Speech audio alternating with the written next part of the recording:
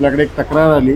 फिर्यादी पूनम गुप्ता यांनी कळवलं की त्यांची 14 वर्षाची मुलगी ही घरातून मिसिंग आहे, मिळून येत नाही आहे त्याप्रमाणे। आणि यापूर्वी तिचे एका मुलासोबत अफेअर होतं आणि तो जो मुलगा होता तो शाळेच्या स्कूलच्या बसवरती ड्रायव्हर म्हणून होता, तेव्हापासून तिचे अफेअर आहे हे त्यांना माहिती होतं। त्यामुळे त्यांनी फिर्याद देताना मुलगी या त्या मुलानेच पळून नेली असल्याची तक्रार दिल्याने आपण तो सुरुवातीला गुन्हा दाखल करण्यात आला होता। गुन्हा दाखल करून आपण त्या मुलीचा तसेच त्या आरोपीचा शोध घेऊन त्यांना ताब्यात घेतलं। ताब्यात घेतल्यानंतर त्या सर्व मुलगी नाबालिग असल्याने आणि त्या मुलाबरोबर कंटिन्यू 2 दिवस फिरत असल्याने आपण त्याच्यामध्ये पोक्सो तसेच 354चे आपण कलम त्याच्यामध्ये ॲड करून त्याला अटक केलेली आहे।